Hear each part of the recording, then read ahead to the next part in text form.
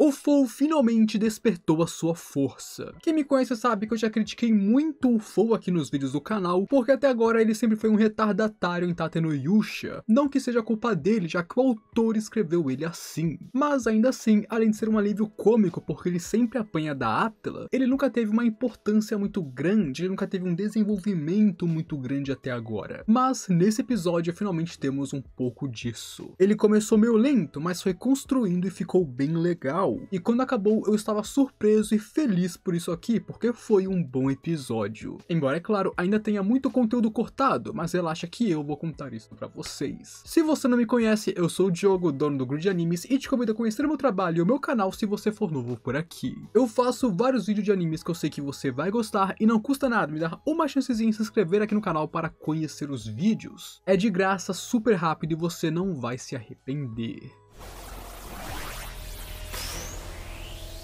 E o episódio começa com cenas na guerra que aconteceu no passado, e nos mostra mais sobre Jaralis e o pai do Foe. Como Jaralis tinha os planos covardes e ruins, e o pai de Foe era visto como um herói pelos soldados, porque ele era bravo e ele liderava eles. E claro, nos mostra mais sobre o ciúme de Jaralis e o ódio dele pela família Phaeon. E essa cena não está aqui na novel. Porém, eu gostei bastante dessa adição do anime, assim como nos últimos episódios também. Afinal, isso cria mais contexto, mostra visualmente pra gente as coisas, fica mais fácil de entender melhor o que acontece depois tendo esse contexto visual primeiro. Então ver o passado sendo animado em vez de ter apenas diálogos é sempre melhor. E passando dela nós vamos para o episódio, que embora tenha começado devagar na minha opinião, com o tempo ele foi acelerando e ficou bem legal. Seja as cenas de luta da Atla que ficaram insanas, ou o despertar de Foe que ficou muito bom também. O anime alterou bastante coisa aqui comparado com a novel, mas eu não achei de todo ruim. Teve algumas coisas boas e algumas coisas que podiam ser melhores. Mas principalmente a animação e coreografia de luta não desapontam. Não está a melhor animação do mundo, a melhor coreografia do mundo dos animes, mas tá bem legal.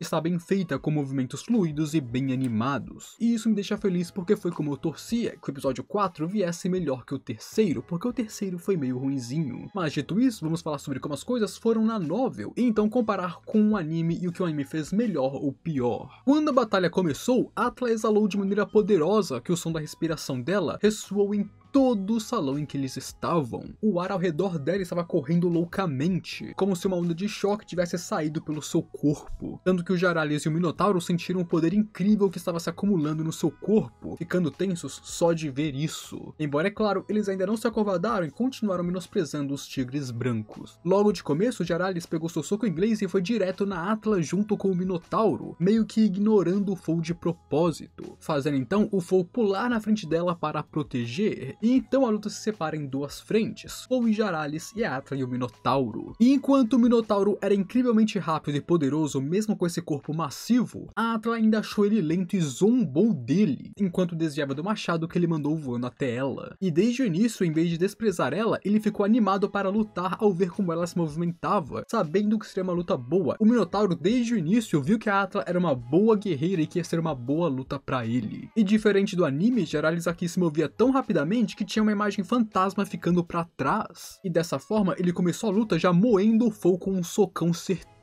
E depois disso ele fez uma tempestade de socos no Foe enquanto zombava dele, como ele é só um tigre branco mestiço, perguntando como ele é considerado um soldado do herói do escudo. E enquanto continuava batendo no Foe, ele até mesmo usou um feitiço de aprimoramento de velocidade, ficando ainda mais rápido. Aqui ele era tão rápido que parecia que ele estava se teletransportando enquanto esmagava o Foe com seus golpes. Chegou em um ponto onde o prédio inteiro estava tremendo com a surra que ele estava dando. E vendo isso, Naofumi ficou surpreso até demais. Ele sabe que Siltbelt é um país militarista que é bem forte, mas agora ele estava vendo isso em primeira mão com o poder deles. E enquanto isso, o Minotauro e a Atla estavam lutando, com o Minotauro falando para o Jaralis não se intrometer na luta dele, porque o Jaralis pensava que já tinha derrotado o Foe. Mas Foe ainda não tinha sido derrotado, como a própria Atla falou. E claro, tudo isso enquanto eles lutavam. Os dois estavam conversando com o Jaralis e entre si enquanto lutavam, com a Atla desviando do Minotauro e tudo mais. Tanto que o boi até reconheceu ela, falando que ele entendeu porque Naofumi a escolheu, ela é muito habilidosa. E aí quando Jaralis foi levantar o Fou pela perna para cantar vitória, que Fou meteu-lhe um chutão na fuça, enquanto se livrava do leão e ganhava espaço. E aqui ele ficou de pé pronto para lutar de novo, como se não fosse nada. Mas claro, não que aquele chute tenha causado algum dano, porque o leão apenas zombou dele. Porém, uma coisa que mudou é que o jovem tigre também zombou de volta. Aqui tanto a Atla quanto o Fou estão bem desbocados, então toda vez que o Jaralis zomba do Fou, o Fou zomba do Jaralis de volta. Com isso, o Jaralis ficou mais sério e a sua aura cresceu ainda mais ameaçadora do que antes, mostrando que agora ele não ia se segurar. Enquanto o Fou estava meio insultado, vendo como o Jaralis não estava levando isso tão a sério quanto deveria, pelo menos até agora. Já na luta da Atla foi bem parecida com o anime, com ela desviando facilmente dos ataques do seu oponente, embora aqui ela estivesse zombando mais as tentativas de ataque dele, até porque nenhuma encostou nela. Mas claro, ela desviando e zombando do Minotauro apenas o deixou mais animado. E claro, pra quem assistiu o anime pode não perceber isso, mas isso faz parte da personalidade da Atla. Ela é bem bocona mesmo. Ela provoca todo mundo com muita frequência, não só seus inimigos, mas o seu irmão, Raphtalia, o próprio Naofumi, a Sadena.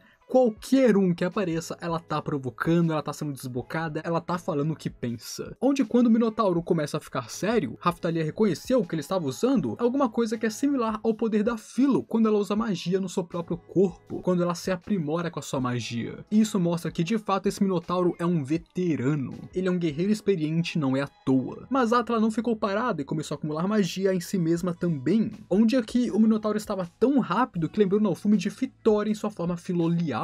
Mas a Atla estava veloz também, e é quando os dois têm um confronto onde ele ataca, ela desvia e acerta ele na lateral. Porém, ela faz mais do que um golpe. Ela acertou com seu cotovelo, com seu joelho, com seu punho, ela fez vários ataques consecutivos e fez barulhos que ressoaram na arena inteira. Sabe aqueles sons retumbantes de um soco? Então, isso aconteceu aqui. Ela até forçou o Minotauro a dispersar a magia que ele estava usando. Você pode dizer que praticamente ela quebrou a magia dele. E enquanto ele fica irritado, ela fala que usar força vital dessa forma é pedir para ser repelido, falando que ele precisava esperar até o último momento antes do impacto para então liberar sua energia vital e causar um dano no seu oponente, porque se ele está sempre usando ela, é fácil de se ler. E sim, no meio da batalha, a Atla estava ensinando ele como se usa. Isso nos mostra mais do gênio que a Atla é. E quando ele tenta fazer o que ela disse, ela vai e continua marretando ele na porrada em várias partes do seu corpo. Isso porque, embora ela tenha ensinado ele, ela ainda é uma mestra muito melhor do que ele. E seria nesse ponto onde o Minotauro começa a sangrar e fala sobre como é a primeira vez em muito tempo, e como ela está atiçando seu espírito de guerreiro. E a Atla também estava curtindo essa luta tanto quanto seu oponente, onde aqui ele reconhece ela como a oponente mais formidável que ele já enfrentou em sua vida. E em contraste com essa luta incrível dos dois, Fou está tentando acertar Jaralis com uma chuva de ataques, mas falhando miseravelmente, com Jaralis desviando com seu trabalho de pés enquanto usa truques mesquinhos para afetar Fou. E um bom exemplo foi aquela bomba de fumaça que ele usou para cegar o tigre. E enquanto o Jaralis usava truques, o próprio Fou ficou indignado com a forma dele de lutar. E ali naquela garra e fumaça que o Jaralis usou no anime, ele tinha outros truques e armas também. Na verdade, a arena estava cheia de armas que ele estava usando, tanto que em um certo momento ele pega uma espada para ir lutar contra o Fou. Ele não se importa em como luta, já que o último de pé é o vencedor de qualquer forma. Porém, Fou leva a sério a honra que alguém tem na batalha, e que sem honra não se tem força verdadeira. E além disso, quando o Jaralis usou o veneno não afetou Fou. Ele percebeu que foi envenenado desde o início e ele sozinho nulificou o veneno. Então toda aquela cena dele ficando fraco por causa do veneno nessas paradas não tem no original. O Fou superou isso facilmente. E é então que enquanto desviava da espada de Jaralis, ele acerta o focinho do leão, arrancando sangue e deixando o bichão mais irritado do que antes, onde nesse ponto o Jaralis até mesmo pediu a ajuda do Minotauro, falando para ele acabar logo com a Atla para ir ajudar ele, porque quando ele percebeu que mesmo com truques ele não consegue derrotar Fou, ele arregou e pediu por reforços. E assistindo isso, Naofumi pensa que Jaralis passa a mesma sensação que o Armor, que era um dos antigos companheiros do Itsuki, que era insolente, cheio de orgulho e arrogância, sendo um egoísta megalomaníaco, onde os dois passam a mesma vibe. Onde quando chegamos na parte em que o pai de Fou é citado, a tartaruga conta uma coisa interessante sobre a morte dele. Um dia ele foi para Melromark para finalizar um tratado de paz, mas armaram para ele lá, onde então os membros da facção pacifista de Siltveld foram mortos, e a culpa caiu todo em cima dele, onde depois disso ele foi dado como desaparecido, apenas para que então ele fosse descoberto morando em um país quando esse país entrou em guerra, e assim ele foi forçado a participar da guerra como um dos aliados de Siltveld, que é então onde ele e o Jaralis se encontraram e se conheceram. E enquanto Naofumi aprendia mais com a tartaruga velha, Paul lutava contra Jaralis e não se importava com os truques sujos, afinal ele passou muito tempo em Zeltobel e os mercenários lá lutavam muito mais sujo. Por outro lado, Atla e o Minotauro estavam se divertindo, com ela desviando facilmente e então dando uns golpes aqui e ali, quebrando seu oponente na porrada. E Naofumi estava se divertindo bastante vendo Jaralis ficando em uma posição ruim enquanto zombava da cara dele. E aqui o Naofumi zoou muito o Jaralis. Inclusive, entendendo que o Jaralis está por trás de tudo de ruim que está acontecendo nos últimos tempos, Naofumi disse que pretende fazer ele confessar tudo usando qualquer meio necessário, seja tortura, drogas ou outras coisas, mesmo que ele seja um herói. Ele disse para Philo forçar ele a falar a verdade caso ele minta, enquanto pensa que definitivamente ele conseguiria fazer um soro da verdade usando seu escudo. Até hoje ele nunca precisou, mas talvez agora seria divertido fazer. E claro, enquanto Naofumi ficava selvagem falando um monte de coisas que ia fazer com o Jaralis enquanto provocava o leão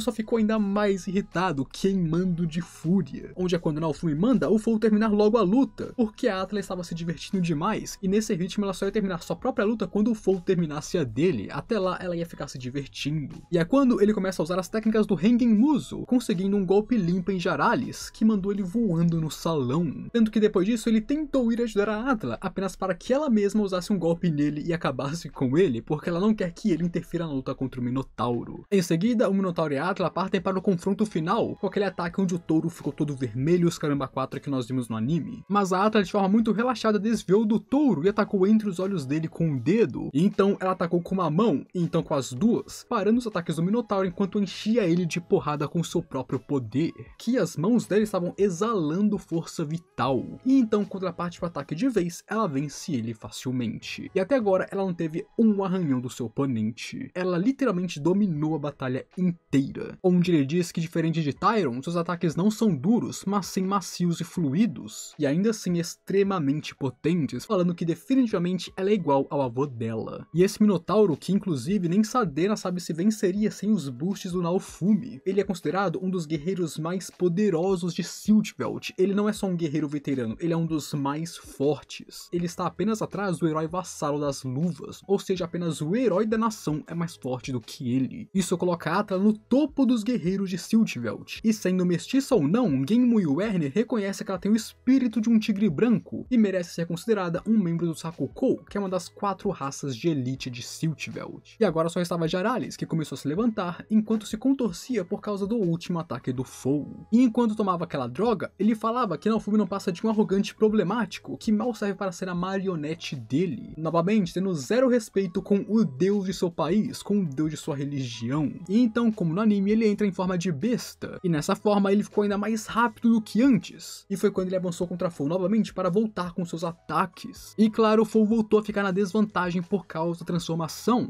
onde é só agora que o Jaralis começa a falar o que ele fez com o pai de Foal para provocar o seu inimigo. Ele comenta como vazou a estratégia dele para os inimigos, porque o pai do Foal não seguiu suas ordens, seus planos ruins e maliciosos. Então quem armou para o pai do Foal foi o Jaralis. E é então que ele ordena que seus subordinados ataquem, e como no anime, as criaturas que parecem monstros invadem o salão, onde eles estavam ali para atacar especificamente os líderes de Siltveld, como se fosse um golpe de estado, porque ele queria ser o único comandante ali. Onde, claro, Raphtalia e Philo começam imediatamente a acabar com aqueles que atacaram eles. E diferente do anime, onde o Foal desperta após quase morrer para o Jaralis, aqui ele começa a se transformar ao se defender de um ataque após ouvir o que ele falou do seu pai. Ou seja, não foi um despertar nas portas da morte, foi um despertar mais comum, ele fez isso conscientemente. O clima aqui estava bem mais tranquilo, com a Atla brincando e provocando o Foal, o Naofumi fazendo piadas e comentários. O estado deles estava em uma condição bem melhor que o anime dramatizou muito mais essa cena. Não que eu achei ruim, foi legal, foi apenas que o anime nerfou eles um pouco.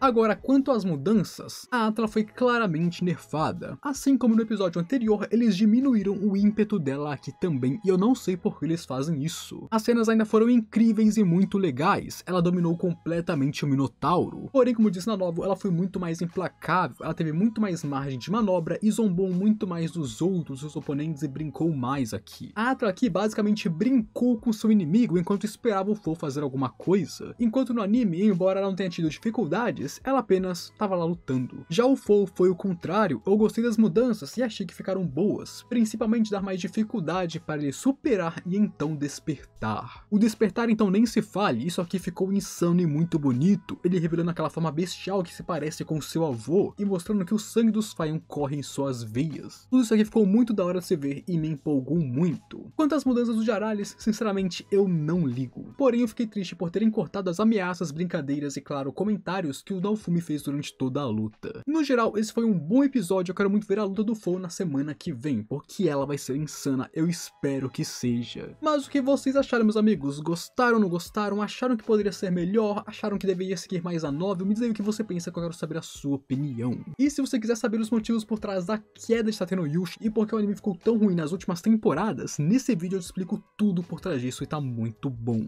Não se esqueça de se inscrever no canal para me apoiar e deixar o gostei para ajudar o vídeo. Agora eu fui.